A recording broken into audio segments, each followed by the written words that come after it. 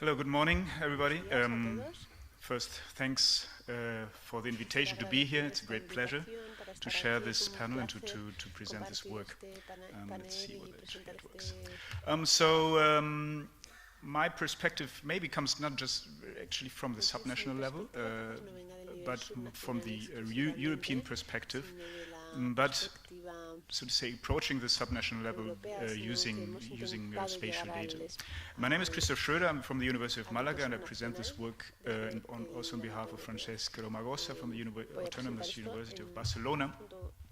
And both of us, we are part of the European Topic Center of Urban, Land and Soil, which supports the European Environment Agency in land assessment and the assessment of the state and trend of European environment. In particular, I present our support, our work on an initiative the EA launched a few years ago, the Tourism Environment Reporting Mechanism. So I'm going to give a short overview of what this initiative is, but I want to highlight particularly what we have done within this framework, which was to conceptualize the relationship tourism-environment from a spatial data point of view, to see how spatial data can be used to describe this relationship, to assess and monitor tourism's impact on the environment. And then I've tried to link what we have done to how could this contribute, maybe not but also to achieve, but in the first place to monitor the SDGs and the SDG indicators.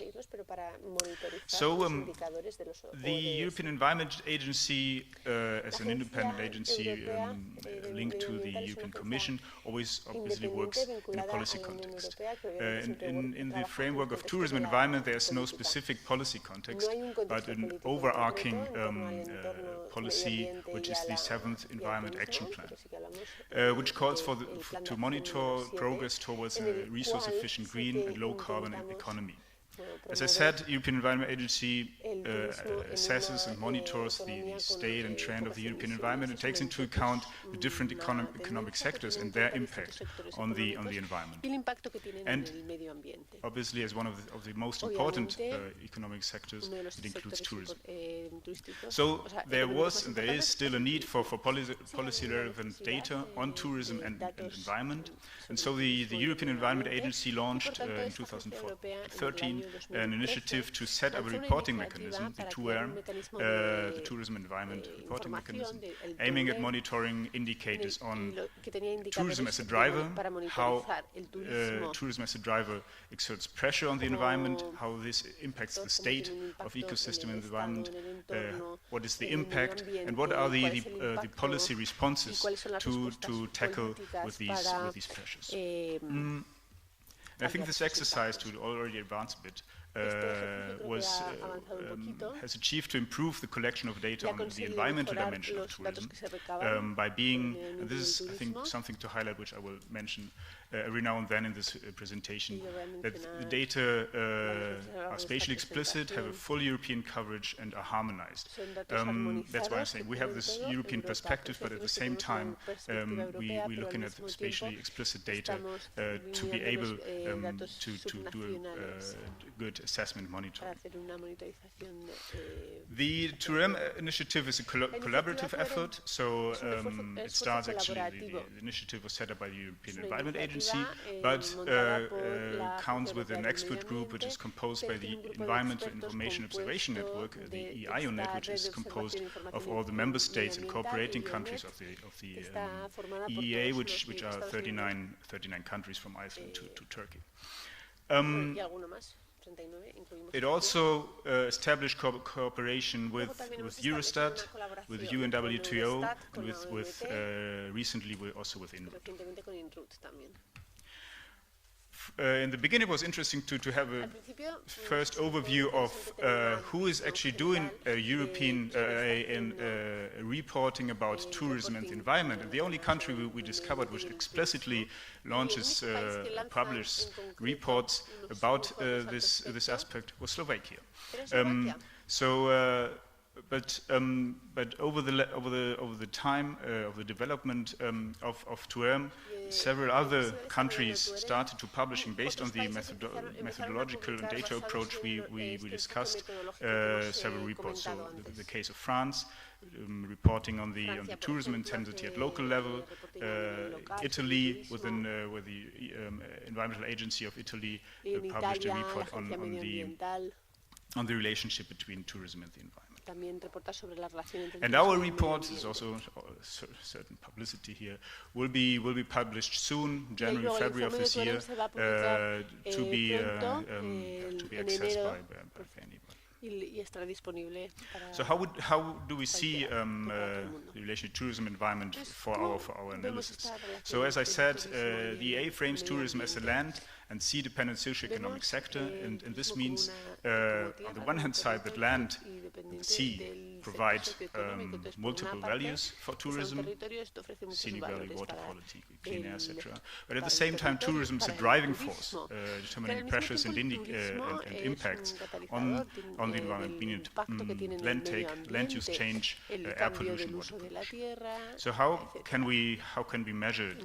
We set up a set of indicators, mainly based on their policy relevance, so whether they answer really policy questions. On the other side, regarding the data availability, I said we wanted to have harmonized data on the European coverage. So this actually limited in the first place some indicators like energy use by tourism, which was difficult to achieve, even to some extent water use. But we came out with these set of indicators on drivers, pressure, state, impact, and response indicators. I will focus on a few of them, which have actually a really spatial, explicit, and a spatial data background, which should show the potential of spatial data and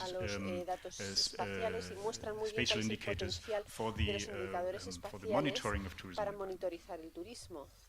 One of the maybe the most innovative indicators we have developed is what we call the attractiveness of places, which is based on the use of panorama photographs, so big data, and which is indicated simply by the number of the photograph intensity of in a certain area. We counted finally the number of photographs per square kilometer and could map them and see where do people go and take photos, and so see a bit the potential attractiveness of these areas. Then we clustered them to see where are urban hotspots of attractiveness, where are rural hotspots of attractiveness, which then allows us to combine this information about, okay, there's a lot of attractiveness, what about protected areas, what about environmental issues taking place where people go. Another example is the use of open and collaborative data. There are three data sets, three indicators we looked at regarding the spatial impact of tourism infrastructure, ski areas, marina ports, golf courses. But there are no any European harmonized data with full coverage. So we did a shortcut, or an alternative was to use open collaborative data, the OpenStreetMap data in this case, to map the ski areas, golf courses, etc. This is the total ski length, density of ski lifts, which, well, it's a nice overview. But if we go then further and analyze the potential pressures and the distance to protected areas and to the potential pressure on ecosystems, then these data start to make more sense. And also another exercise we did in the Pyrenees was to analyze the land take around ski areas. So we have mapped the ski areas and we built we defined areas of influence using the road network in these areas. And then we could analyze how was the land take happening over the last from 2000 to 2012, and to discover at least in the first round of analysis, different patterns depending on the area of influence in the different time periods. So one just highlight a bit I wanted to make is the difference between 2000 and 2006 in the forest part, 20 to 30 kilometers, where there's no housing construction, while 2006, 2012 there is suddenly, which is potentially, we couldn't go farther in the analysis, which is potentially linked to the ski areas in the region. Another example, also a similar land take around golf courses, where we also put areas of influences around golf courses to see the patterns of land take. The areas of influence were obviously smaller, and we looked at which classes of artificial area was created in this period, and also in the lower part, which land uses, original land uses, have been affected by the land take. The last example is, I think, quite relevant also in all these discussions when we're talking about regional statistics, the measurement at subnational level, is the potential of downscaling tourism statistics to lower resolutions, to higher resolutions. So this is a work we discovered over the last year, which is in parallel with what is Eurostat doing. So this example is actually extracted from Eurostat. So they started, even though the regional statistic is quite nice about tourism demand, but still, if we look at the different particular coastal regions, also urban regions, there is still a lack of granularity, so to speak. So what Eurostat has done, and we are in the same process, is to try to downscale the statistics to actually the hotel locations, and then to be able to aggregate this information to the 1 kilometer grid, to the 10 kilometer grid, because this allows us then to combine this information again with other socioeconomic or environmental information at this resolution to assessment, which we think is quite important for the monitoring of the racial tourism environment. As I said, regarding the SDG discussion, the contribution, this kind of work of spatial data in general could provide for the monitoring. I went a bit through the documentation which is available, and particularly the UNWTO proposals regarding indicators, both in Title 8 and Title 12. As we heard yesterday, UNWTO in principle is responsible for 2 indicators. But there was also, which I mentioned here, 891, 892.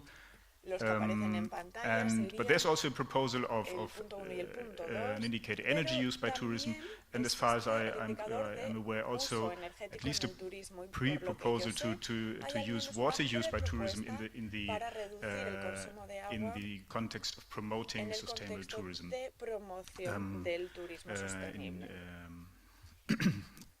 the territory. So, and there is actually, and this was done in cooperation between us and the European Environment Agency, already data on the water abstraction differentiated by local habitants and by tourists for regions. This is one NUTS 2 region in Croatia. So what we can already have data based on spatial data and based on reporting data of the European Environment Agency, which allows us to measure this indicator and monitor this indicator. The second example, maybe not with a direct application, but which covers a part of what are sustainable tourism strategies and policies, are environmental certificates for touristic areas, or for touristic areas, beaches, or tourism infrastructure, marinas. We have nice data on national level, aggregated data, but we also can go very much more in detail and attach or indicate marina per marina, which one has a certificate, the blue flag certificate, and then we can aggregate and see where a region with a deficit in environmental certificates and how better management could be achieved.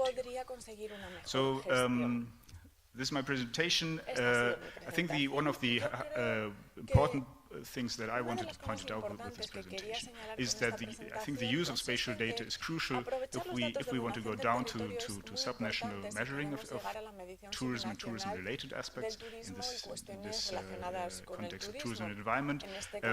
Since we are able with spatial explicit data to aggregate data at different levels, which then helps us to monitor and measure sustainability. el desarrollo sostenible y los objetivos correspondientes. Gracias.